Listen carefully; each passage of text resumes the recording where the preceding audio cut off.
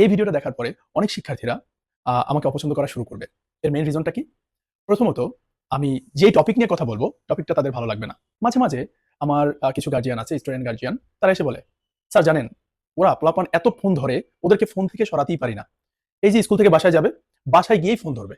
তারপর বলি পড়তে বস, তা পড়বে না। আবার এমন হয় কি জানেন স্যার? মনে করেন ফোনটা ওর আব্বু নিয়ে ঘুমাইছে। তো সে কি করে? বালিশের নিচ থেকে আস্তে, আস্তে ফোনটা নিয়ে তারপর আইসা টিপে। তারপর হইছে কি আরো জানেন স্যার? এই যে দেখেন, ওই আমি ওই ফোনটাকে নিয়া এমন এক জায়গায় গুজে রাখছি যাতে ও ফোনটা না খুঁজে পায়। কেমনে যে ফোনটা পাইয়া যায় আমি বুঝি না। রাইট? আর অনেকে বলে, "স্যার জানেন, এই যে ফোনটা দিছি, ফোন দেওয়ার পর এখন ফোন নিয়েই সারাদিন থাকে। পড়াশোনাই করে না।"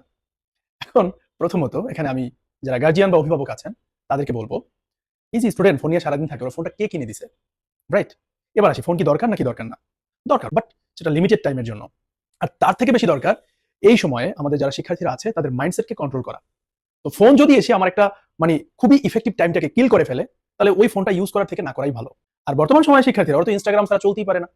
এই যদি ইনস্টাগ্রাম কোনো কারণে দেখা যাচ্ছে ভালো লাগতেছে না, তাহলে ওরা কোথায় চলে যায়? ফেসবুক আছে, টিকটক আছে, লাইকি আছে, স্ন্যাপচ্যাট আছে, কতগুলা যে সোশ্যাল মিডিয়ার যে সাইট আছে অগণিত। এখন এগুলোর মধ্যে যদি সে নিজেকে ইনভলভ করে ফেলে, লেখাপড়া তো তাকে দিয়ে হবে না। এখন এই যে পড়াশোনা যদি করতে হয় বা মাথায় ঢুকাতে হয়, একটা এডুকেশনকে যদি প্র্যাকটিক্যালি ভালো করে শিখতে হয়, তাহলে সেক্ষেত্রে গার্জিয়ান প্লাস স্টুডেন্ট উভয় কি এফোর্ট দিতে হবে।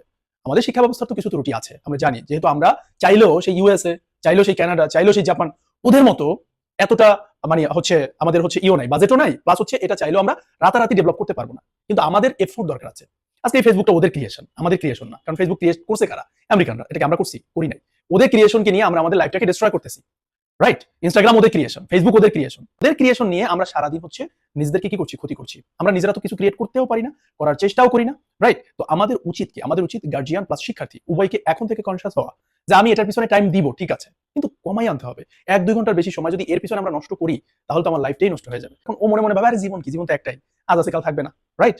কিন্তু আজকে তুমি খাচ্ছ, ঘুমাচ্ছ, সবই করতেছো। কালকে যে তোমার রাস্তায় রিক্সা চালাতে হবে না, সেটা কি তুমি জানো?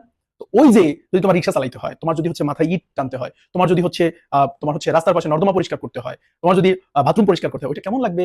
তো ওই জায়গা থেকে নিজেদেরকে রিমুভ করতে চাইলে আজকে এই ফোনটা টিপা কমাই দাও।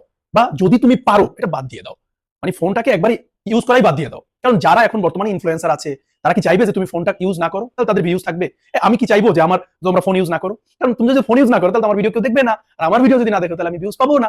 কিন্তু তারপরও ভাই আমার ভিউজ লাগবে না। তুমি যাও, বাসায় গিয়ে ফোনটা রেখে পড়তে বসো। যদি নিজেকে সুন্দরভাবে তৈরি করতে চাও, আজকে গিয়ে পড়তে বসো। এখনই গিয়ে মোবাইল ফোনটা রেখে যাও, টেবিলে পড়তে বসো। পড়াকে ডিপ মাইন্ডসেট দিয়ে বোঝার চেষ্টা করো, এনজয় করো। ধন্যবাদ সবাইকে।